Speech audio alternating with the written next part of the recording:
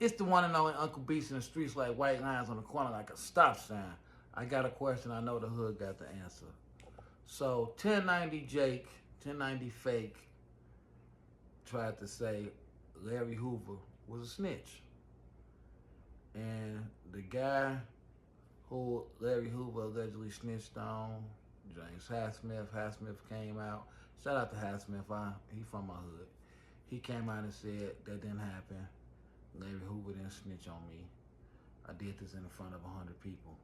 But the question is, Larry Hoover said he denounced the gangster lifestyle, everything to do with it. He wants nothing to do with it.